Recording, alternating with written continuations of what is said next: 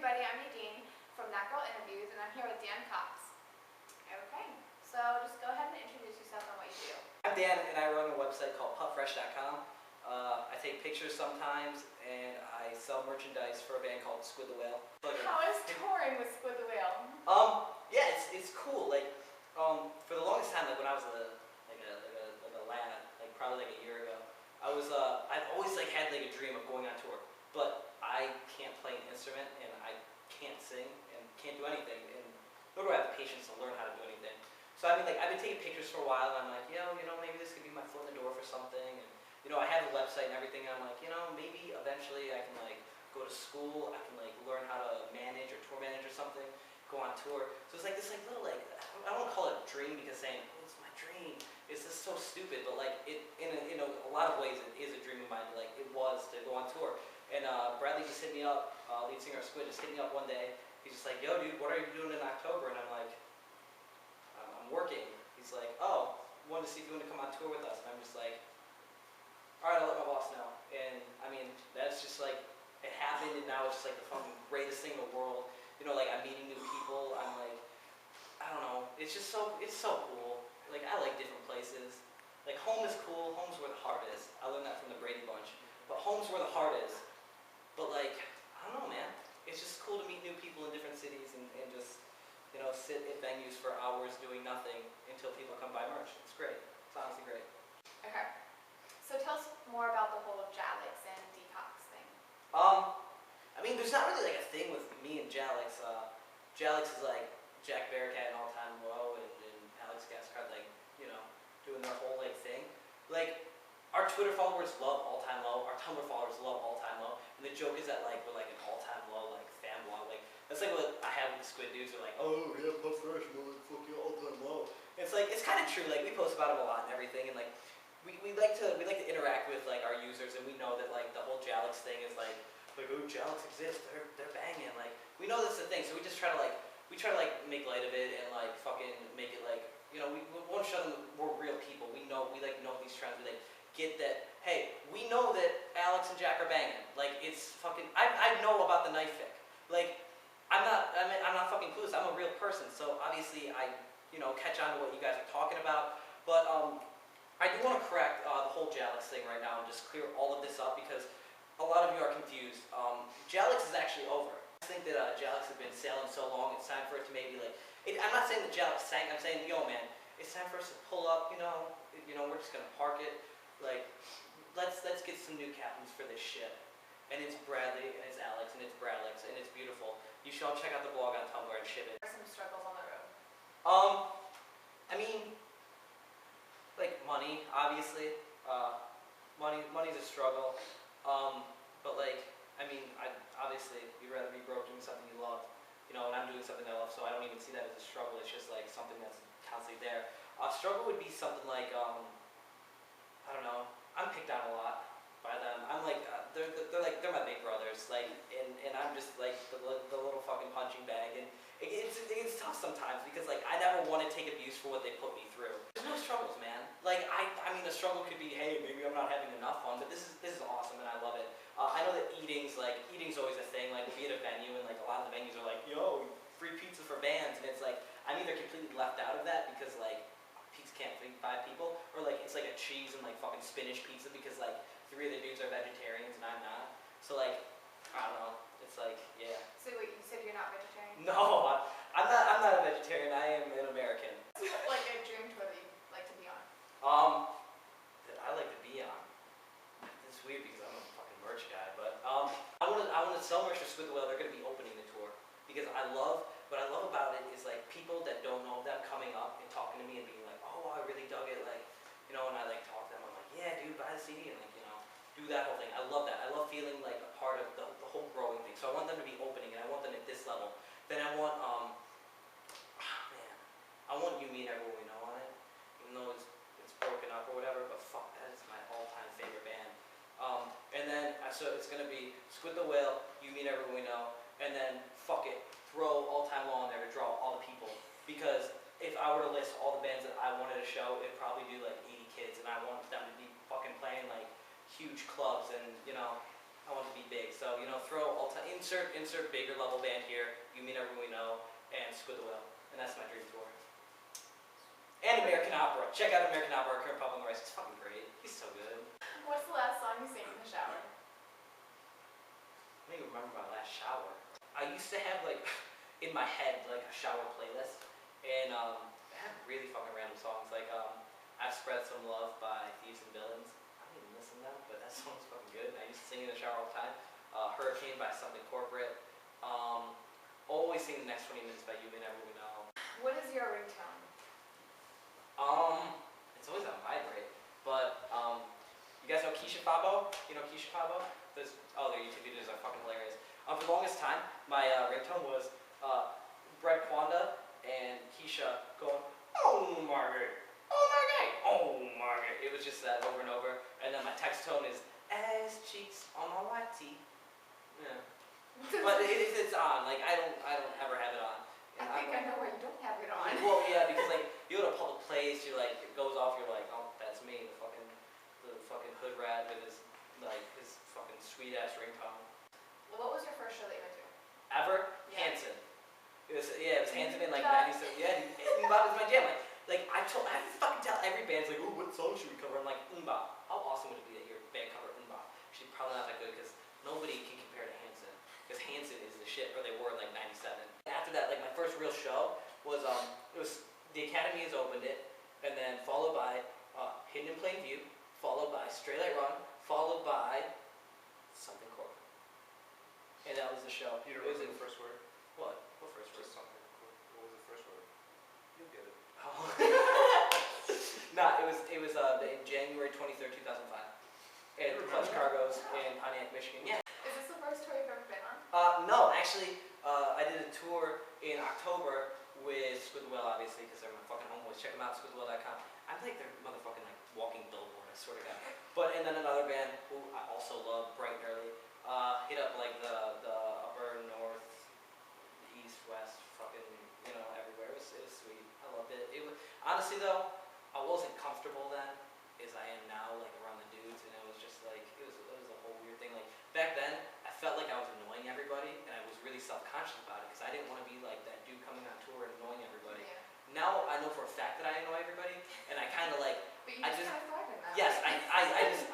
it's like my thing. It's like I'm the annoying little brother. I understand my place in life, and I love it. I'm finally comfortable and having a great time, and I have my boy Jay Wags, wherever he is. He was watching in on here. Thank for that. And I need to thank for that. I have Brandon and Dan, and they're all my fucking homies, and I love them very much, almost as much as I love you. What's your favorite tour memory? My favorite tour memory. Actually, I have two. One's actually my favorite. One's just fucking weird, and I want to talk about it. We're in Ybor City, which is like Tampa, and Bradley comes up to me and he's like, "Yo, dude, there's this guy in a blue hoodie. Stay away from him." I'm like, "Why?" He's just like, "Don't talk about it. Stay away from him. I'm about to fucking punch him in the face." Like, all right, dude. Like Bradley getting all serious, and I'm just like, all right. Well, this dude in blue hoodie comes and talks to me. He's like, "Hey, man, how you doing?" And I'm like, "I shouldn't be talking to you, but I can't." Because I didn't know if he was like dangerous or what was going on. So I'm like shooting the shit with him. He's like, "Oh, I see you're wearing Adidas sandals."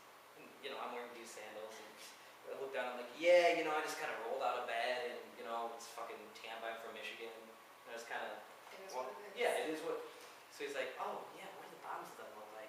And I'm like, "The bottoms? I don't know." So I kind of like, put my foot up and like kind of turn it. He gets down on all fours, licks up my shoe and walks away. The bottom, yeah. Yup. So I like, obviously, like you think you're like, all right, some dude goes down and lick your foot, you fucking stop him in the face. I felt my innocence shatter in that moment, and I just stood there for like a solid 10 seconds, like,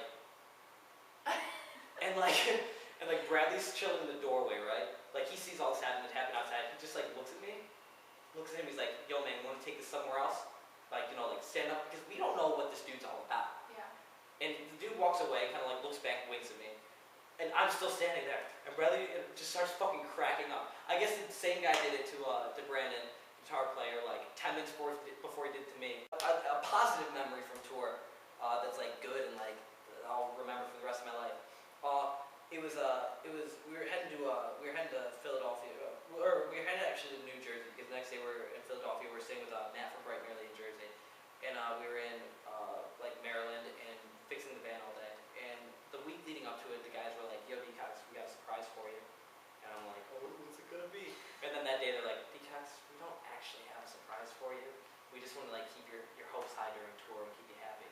So I'm just like, all right, this is something they would do because, you know, it's them. So we're driving and we stop over in Baltimore, and they're like, "Oh, shit, we gotta fix something on the van. I guess we didn't fix it right." And I'm like, "All right, whatever." Like meanwhile, the whole way there, they're like, they put on You Me Never Really Know because it's my favorite band. They're like, "D Cox, we wanna put this on because like, you know, since we don't actually have something for you, we want to at least put on your favorite band and make you happy." I'm like, "All right, cool." So you know, we're jamming out. I'm like blasting it, and like van door opens while we're like parked over, and some dude gets in, and I don't know who this guy is, and I go out to them. "Do we know this guy?" And then he actually answers for them. He's like, "Yeah, I think I played a few shows with them in Florida. Take a closer look. It's fucking Ben from You Me Never Will Know." And I'm like, like freaking out because this is Little like, fangirl yeah, moment. oh, not a little finger moment. This is like a full on fucking like, oh my god, that's pedal. And yeah, so that happened, and it was just the greatest. That was fucking like one of the greatest moments of my life. Just like he's like like if I had a hero, it would be that guy. Like the lyrics he writes, like fucking changed my life, and it's like the only musician that's ever done that. He's just fucking music, and you know, I don't know, little things like that don't usually have an impact on my life, but this fucking did, and it was hands down the greatest thing that they've ever done for me. And it was just like, it was so awesome just how it all happened. And then it was like in the van. It was like I look over at Bradley and I'm like, "You fucking dick! Why would you do this without warning to me?" Like, and you know, like I guess we drove there for like 3.5 hours. You know, like I got to talk to him, ask him like everything I wanted to know. You know, it was so cool. And then the next day he played a show with them in Philly, which was just as awesome. And I'll never forget that moment. And like just how like genuinely like surprised and happy I was because I'm never surprised, and if I am, I just don't give a shit. But that was just awesome. What is like one thing that you're just like constantly doing, like Yeah, anything? it was like breathing, like nah, seriously though. I'm always on my laptop, or like always doing something with like a website and like just trying to get as much work done as possible. I mean, it doesn't seem like it's that much work to like run a blog and everything, but like when you know you kind of set expectations for yourself to just like do the best that you can do. And the best that I can do is like constantly be on my laptop. I'm always like I don't know, always kind of like just always racing thoughts all the time. I didn't even, dude, that fucking album, people think sucked. I wouldn't even, yeah, people think it's awful, dude. You give me Everything in Transit 3 times, Jack's Mannequin's the best band in the world, but fucking, my racing, no, I thought so much racing. I don't know, always trying to think of how to better myself and be the happiest person I can be, which is what you all should do. Alright, how can people be more like you? I don't think that anybody would want to be like me because I'm an annoying 19-year-old that spends too much time on the internet, that doesn't have like any real life friends at all. But I mean, if you wanna do that, I guess get a laptop, find a place with Wi-Fi, just sort of chill, veg out. No, really though, one thing that I actually do like about myself that just happened recently that I think everybody should do is every day I try something new. And I make a point of it to like every single day. I mean, usually it's food, but like I mean, just anything. Like I wouldn't say I have a yes man mentality because I'm not saying yes to everything, but I am out looking to try new things that are possible, and I encourage that to anybody because you know, like I found out how good deep fried pineapple is, and if I wouldn't have had that like, oh, I need to try something new today, what's it gonna be? I wouldn't have tried that, and it ended up being fucking amazing. So now we're gonna play a game, and Dan Cox is going to draw pictures for us. And luckily, I happen to have a dry erase board with me, just wherever I go. And an expo marker. And the next board, and of course a napkin. You can't leave the house without these things, obviously. He's so prepared. That's what I do. Let's do this. Alright, so first thing you have to draw is the perfect girlfriend. blank because I don't know. I feel like you can't really envision what's perfect. I feel like that sort of shit has to come to you. You know, like perfect is like something that just catches you off and just surprises you and everything like that. And I feel like if like you know what it is, it meets like everything that you have in mind for it. It's just gonna like I don't know. It's like oh I really want a fucking chocolate chip cookie today. So you get a chocolate chip cookie and you're like all right. Well, I knew what that was, and I expected to eat that, and it was fucking a good cookie, but, you know, you go somewhere and you fucking have a deep-fried chocolate chip cookie with fucking, like, Oreo sprinkles on top of it, you realize, holy shit, there's so much more that, like, I didn't even realize was there.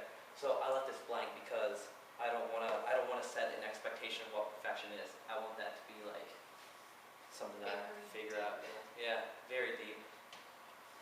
Go get your shovels and we'll dig a deep fucking girlfriend. Alright, next one I need to draw is, how do you feel right now? How do I feel right now? I'm sleepy. What time is it again? Yeah, it's like 4 a.m. right now. We've been at this for a while. There's a bunch of Z's, you know. So, alright, next one is your favorite foods. There's Chipotle. There's a barbacoa burrito with pico and no beans, white rice, cheese too, and lettuce, light lettuce though. This is pizza because pizza. And this is waffle house. This is a waffle. You know, it's not the best waffle, but I fucking love Waffle House. So it's Waffle House. Hell yeah. Next one is your future dreams.